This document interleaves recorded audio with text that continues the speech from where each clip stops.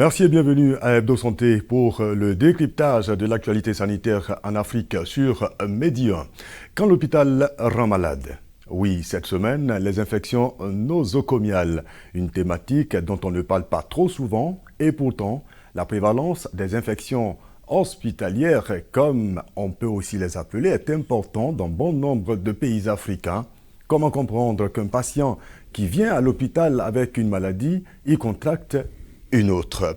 Eh bien, pour parler donc de ce sujet, vous êtes avec nous, Dr Dao Yaya, pour nous dire comment est-ce que cela est possible. Je précise que vous êtes médecin généraliste et chargé des projets à l'ONG Al-Mouassat. Bien sûr.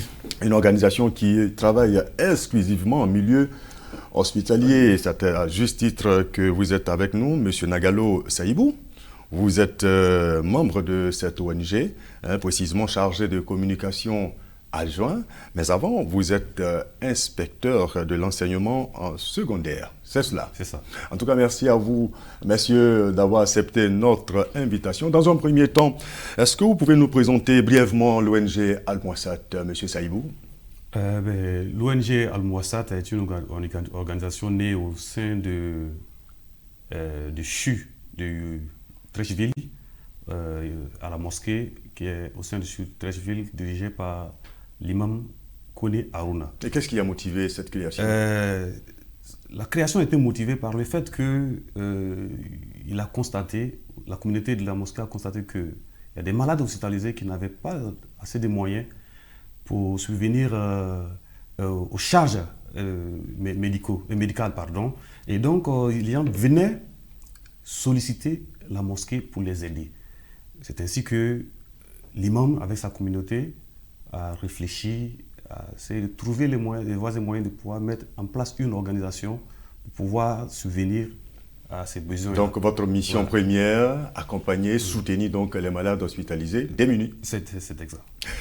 Nous parlons donc de comment éviter les infections nosocomiales cette semaine. D'abord, qu'entend-on par infection nosocomiale, Dr Dao? Ok, merci déjà.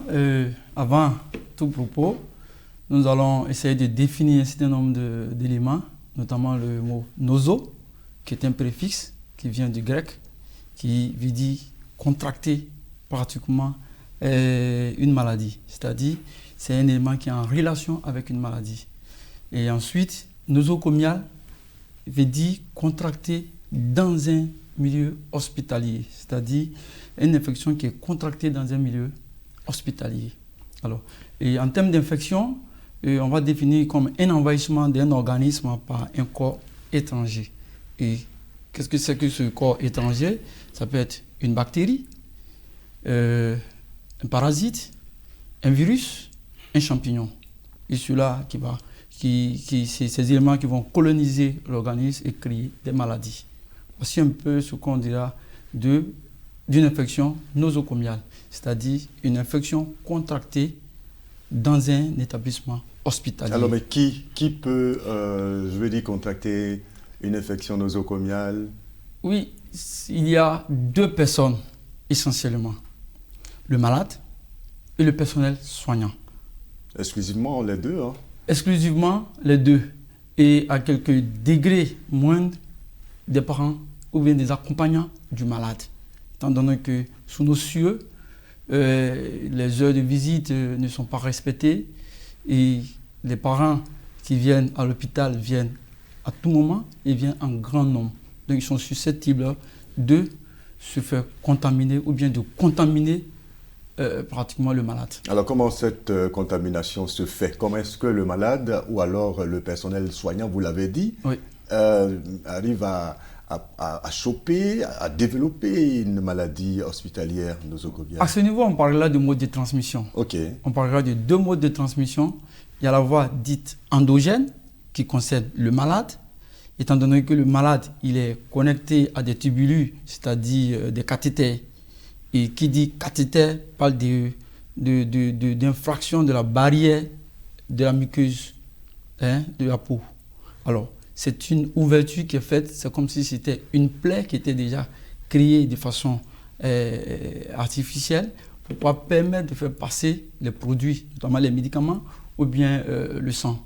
Alors, déjà, cette partie de la peau qui est déjà comment on appelle ça, ouverte, sera sujet à des infections et sera considéré comme une porte d'entrée déjà des germes.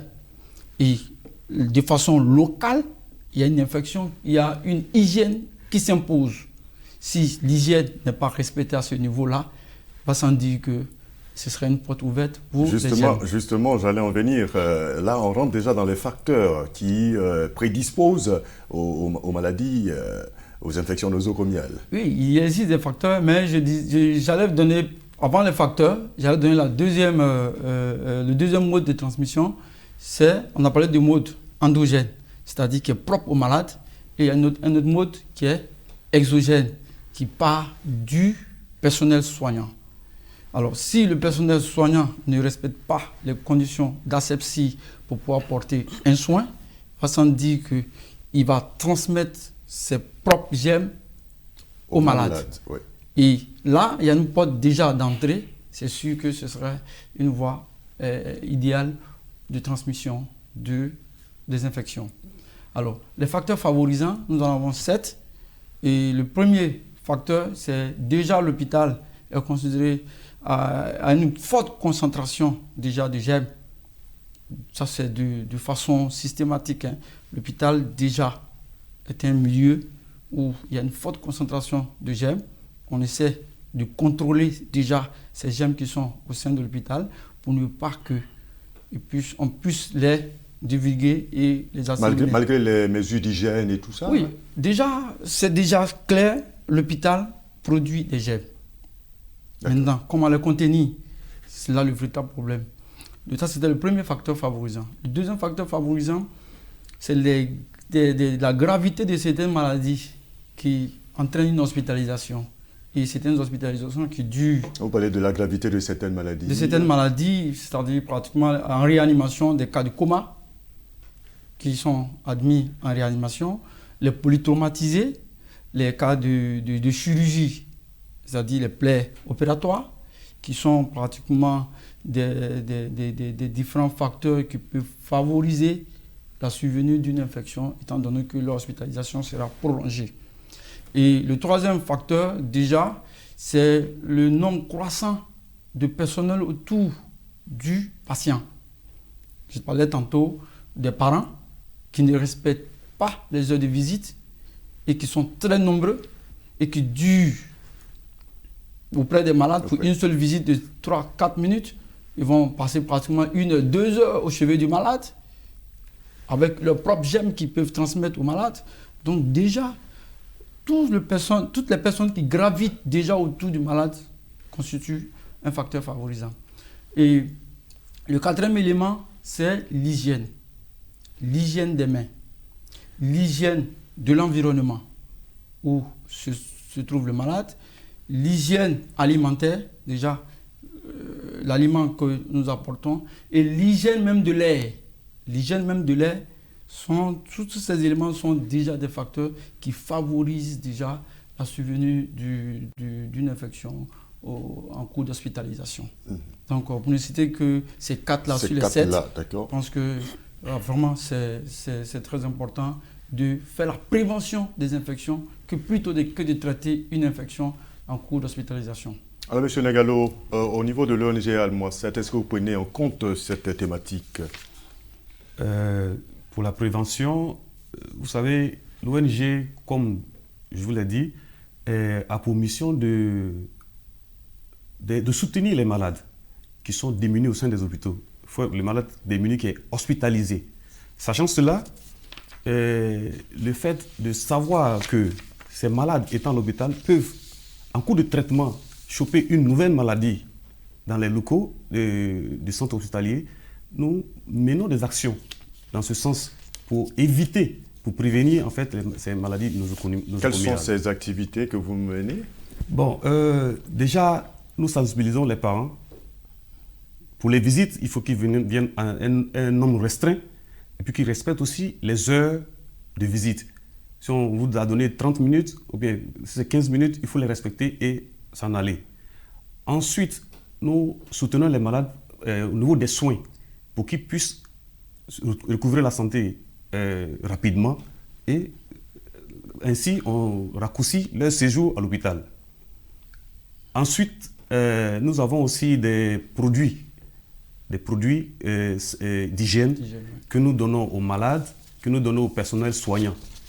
Des produits d'hygiène qu'on utilise pour assainir un peu le milieu, assainir les mains pour ne pas choper ces maladies nosocomiales. Docteur Dao, en combien de temps un malade on peut parler d'une infection nosocomiale chez un malade? Ok, en termes de temps, je dirais que, comme on l'a dit, c'est des infections qui ne sont pas détectées à l'entrée du malade à l'hôpital. C'est des infections qui surviennent au cours de l'hospitalisation. Donc, en moyenne, nous avons 48 à 72 heures pour pouvoir avoir la survenue d'une infection nosocomiale. C'est-à-dire au bout de 72 heures, le malade qui fait 3 jours... 3 jours déjà à l'hôpital, on peut déjà prévenir ou se préparer à avoir ce patient-là des infections autres que ce qu'il a fait admettre à l'hôpital. Alors, parlons un peu de l'incidence de ces infections nosocomiales à ce jour en Afrique, particulièrement. Est-ce que c'est grave? Oui, c'est grave et c'est préoccupant. Alors, au niveau de la prévalence des infections nosocomiales déjà en Côte d'Ivoire, on sommes autour de 12%. 12%. Et dans la sous-région, le Sénégal présente déjà 10%, le Bénin pratiquement 10%, et le Mali autour de 14% et la RDC autour de 15%. C'est quand même inquiétant. Alors déjà, nous sommes à ce niveau-là avec un plateau technique un peu défavorisé.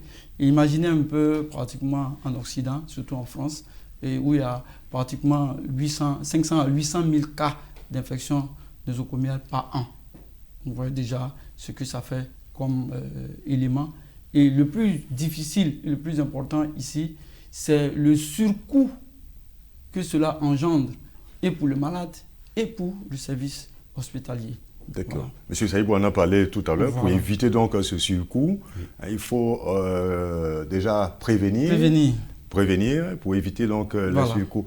Je vais avant de parler avec vous, dites-moi, comment est-ce qu'on arrive à déterminer que c'est une infection nosocomiale? Bon, comme je disais tantôt, toujours la fréquence des infections nosocomiales sont autour des bactéries. Et on connaît déjà les différentes bactéries qui sont à l'origine, qui sont pratiquement en cause. Il y a ce qu'on appelle chez nous Escherichia coli. Et ensuite, il y a le Staphylococcus aureus et le Staphylococcus aureus et le dernier élément pratiquement qui est un nom un peu rébarbatif qu'on appelle le Pseudomonas aeruginosa. Voici un peu les 3 germes qui sont mis en cause quand il s'agit d'une infection nosocomiale. Il y en a d'autres, mais c'est les plus importants et c'est les plus dangereux. Étant donné que ces germes sont pour la plupart résistants aux antibiotiques classiques que nous avons. Donc, déjà résistants, un problème, parce que la résistance aux antibiotiques, déjà dans le milieu hospitalier, vraiment est une difficulté et c'est vraiment une casse-tête pour le personnel soignant. Et comment vous faites pour déterminer justement les germes dont vous avez parlé tout à l'heure? C'est des examens qu'on fait? C'est des examens, c'est des prélèvements. Et pour pouvoir savoir déjà qu'il y a une infection, il y a la fiche de surveillance du patient. Un patient qui est venu pour une infection, pour une situation où on ne voit pas de fièvre dans sa pathologie, il n'y a pas de fièvre normalement, et au bout de 48 heures, on constate déjà avec la prise de température régulière le matin et le soir, on constate que la température ne fait que grimper au-delà des 38 degrés Celsius. Et en ce moment, en tant qu'un technicien, un fin technicien médical, on doit se poser la question, qu'est-ce qu'il y a à l'origine de cette fièvre? Et faire des prélèvements à des pics fébriles et chercher à savoir qu'est-ce qui est à l'origine. On fait des hémocultures pour savoir réellement quel est le germe qui est en cause en ce moment. Étant donné qu'au départ, on ne soupçonne pas d'une infection où on aura de la fièvre. On peut avoir une maladie, pas pour autant avoir... Je prends l'exemple peut-être d'un diabétique. Si un diabétique présente une fièvre en hospitalisation, on doit se poser beaucoup de questions et chercher la cause de cette infection-là. Et c'est en ce moment-là qu'on parle d'infection nosocomiale. Et il faut aller très vite, parce que cela peut engendrer, comme on l'a dit tantôt, des surcoûts. Et franchement, on verra les conséquences que cela peut avoir. Mais les prévalences ont été données, c'est vraiment inquiétant, M. Saïbou. Oui, bien sûr. Vous, dans vos pratiques, est-ce qu'effectivement vous avez eu à apporter assistance aux malades comme vous le faites, des malades qui ont développé des maladies, des infections nosocomiales? Bien sûr, vous savez, on a rencontré beaucoup de cas. Il y a des malades qu'on a assistés qui étaient proches même de la sortie. Mais subitement, on découvre d'autres maladies. Vous voyez, c'est des maladies qui ont été chopées au niveau de l'hôpital. Donc, on était obligé de continuer encore qu'on appelle le suivi et le soutien pour leur permettre de recouvrir encore la santé. Ce qui apporte des surcoûts. Des surcoûts, voilà, c'est ça. D'accord, ok. Est-ce qu'il existe un traitement de ces infections nosocomiales? Il existe des traitements, mais il faudrait être très très minutieux. Il faut reconnaître le germe pour éviter d'apporter des antibiotiques à l'emporte-pièce, étant donné que ce sont des germes qui sont préalablement sensibles et résistants à certains antibiotiques. Donc il va falloir faire très attention, les sélectionner déjà au laboratoire et tester les médicaments les plus efficaces déjà au laboratoire avant de les administrer aux patients. Donc vous voyez un peu réellement la difficulté qu'on aura quant à la survenue d'une infection nosocomiale dans un service. Donc ce qui est intéressant quand on a un germe dans un service, le remède c'est déjà de fermer ce service et de stériliser ce service avant de le remettre à la disposition de la population pour d'ultérieures prises en charge. Parce que si on ne le fait pas, on va créer une situation qu'on ne pourra jamais gérer et cela va créer une flambée d'infections et à la rigueur, on ira jusqu'à une épidémie. Alors, est-ce que cela vous a été donné de voir un service qui a été fermé parce qu'on a détecté un germe qui est dangereux? Oui, c'est pour toujours la prévention. Étant donné que les services qui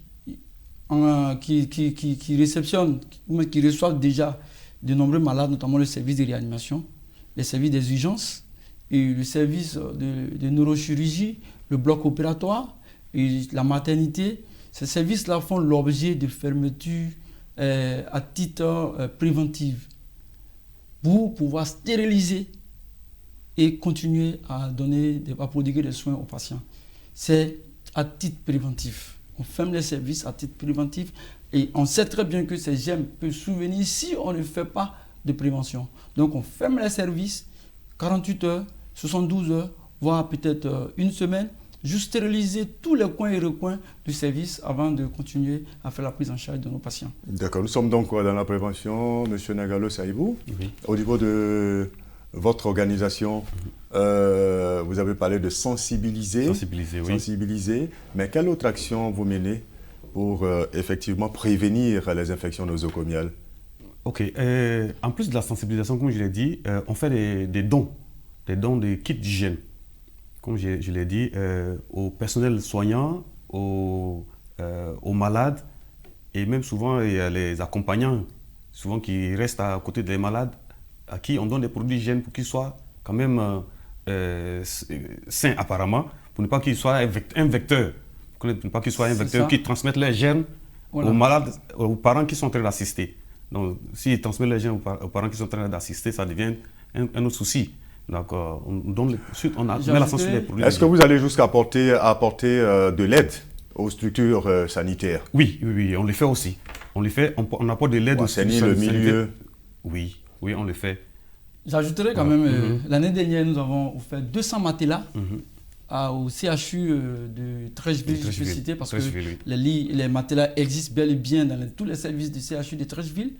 Et c'était dans l'optique de remplacer les matelas qui existaient pour faire du neuf et permettre à ce qu'il n'y ait pas trop d'engorgement au niveau des matelas et qu'il y ait plus de disponibilité au niveau des matelas.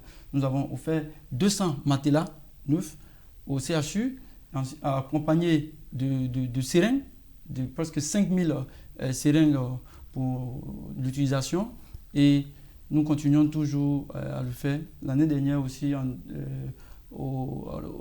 une structure de la place, nous avons fait un appareil qui permet de prévenir la lésion précancéreuse du cancer du col de l'utérus. En tout cas, merci déjà pour tout ce que vous faites. Voilà. Mais on va revenir aux mesures préventives. Vous avez parlé de, comme on dit, du personnel soignant qui est un facteur au niveau de la prévention. Qu'est-ce qui est fait à votre niveau? Vous qui êtes les professionnels de la santé, le personnel soignant, qu'est-ce qui est fait?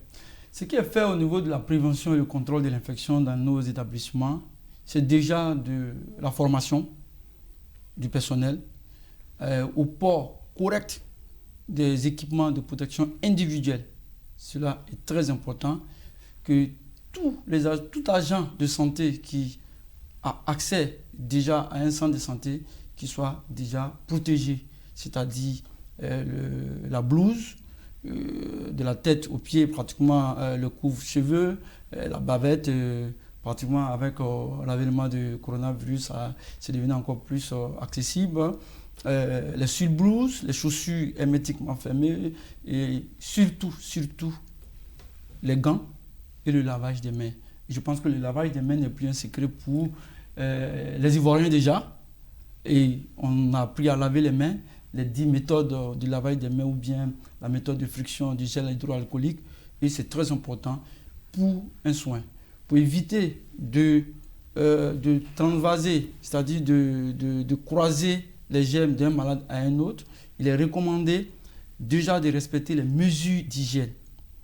Pour chaque malade, il faudrait s'habiller correctement, porter les gants correctement, et changer les gants d'un malade à un autre, se laver les mains avant les soins et après les soins et entre deux malades. Voici un peu ce qu'on recommande au niveau du personnel de santé pour pouvoir prévenir et contrôler les infections en milieu hospitalier. Alors on va terminer donc avec vos propositions de solutions. On sait que cette thématique donc reste un enjeu crucial, une question cruciale dans nos pays, et ça pose même la question fondamentale de la sécurité même des patients. Alors qu'est-ce que vous proposez, vous en tant que personnel soignant, professionnel de la santé, et vous en tant qu'organisation, vos propositions? Déjà, merci. En termes de propositions, je dirais au niveau du personnel de santé, c'est de respecter les mesures d'hygiène. Chez nous, on appelle les précautions standards. Important. Et s'il y a lieu d'ajouter des précautions, de faire des précautions complémentaires, on le fait en fonction du type de cas, du type de pathologie qu'on aura en face. Et quand on parle de précautions standards, c'est de s'habiller correctement d'une blouse et de la chaussures, une coiffe, des bavettes, se laver toujours les mains à l'eau et au savon, à défaut avec un gel hydroalcoolique. Et comment vérifier que tout cela sera respecté par nos soignants? Oui, il existe déjà dans les différents établissements sanitaires un comité d'hygiène.